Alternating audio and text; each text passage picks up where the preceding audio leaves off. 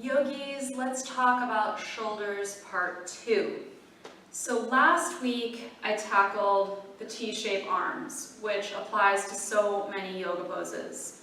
I demonstrated the alignment specifically in a lunge twist, but this is warrior 2, it's triangle, it's half moon, it's twisting triangle, it's Vashisthasana, side plank. A lot of places in yoga asana where we do this, right? And just as a refresher, the two main points I made was the shoulder rolling forward and then sinking into the shoulder. So the instruction was, to roll the shoulder back and lift out of the shoulder, right? Today I want to tackle another anatomical position, which is this shape. So anatomically, it's shoulder flexion and external rotation. And this position is in a lot of poses, even more really, I think, than this shape. So this is our sun salutations. These arms are warrior 1, warrior 3, handstand, headstand, forearm stand, down dog. Anytime we're in a lunge with our arms overhead, dolphin. These are all basically the same anatomical position, a little variation, but it's flexion and external rotation of the shoulders. So this is different. And there's 2 points I want to make regarding this position. So refreshing about the shoulder girdle, the collarbones connect to the heads of the arm bones, connect to the shoulder blades. So you move one, you move the other. So when we start to abduct the arms to lift them out to the sides, the shoulder blades begin a process called upward rotation. After a certain degree, I think it's 30 degrees of lift, whether it's here or here, the shoulder blades have to start to upwardly lift to keep the arms rising. So when we go all the way up to here, the scapula, the blades, have to do this. I like to think of them like wings. They don't go up or down in this position. They do in other positions. They actually widen, lift, and wrap. There's an upward rotation, a wrapping action. So when we take these arm positions, we need to work that lift and wrap of the blades, right?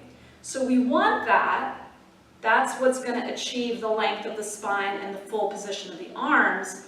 But what we don't want is crunching around the ears. So this would apply to all of those shapes I mentioned before, but especially when you're not weight bearing, it's easy to kind of overwork that. So in all of these positions, we want to turn the arms out and lift up, allowing for that lift and wrap of the shoulder blades. Okay? When we get to that position, we don't want to over grip around the neck and the tops of the shoulders, so there's a little bit of softening at the tops of the shoulders. But now when we're weight bearing, I often see people collapsing into their shoulders. So in down dog specifically, it's the same position, but now I'm technically upside down and bearing weight. So when I come into down dog, I'm finding the need to instruct quite a bit lately to tell people to get out of the shoulders, to lift out of the shoulders. So what it looks like from the side view is sinking, right? I'm sinking down into my shoulder joint, right? Which if I'm seated is the same thing as overlifting around the ears. So I'm going to show it again. Right, here I am in down dog, sinking down into the shoulder joint. You're not firming, lifting, or engaging. Instead, what I want is that. I want to lift up out of my shoulders, and then my head and neck are very free. Okay, so not the sinking, there I am sinking. And then here's the lifting out of the shoulders. This applies to dolphin, handstand, forearm stand, all those poses. Lifting out of the shoulders. Okay, I want to show you two straight on, just so you get a different perspective. So I won't be on my mat here, but taking down dog. Once again, here I am sinking versus lifting up out of my shoulders. Sinking, we don't want that.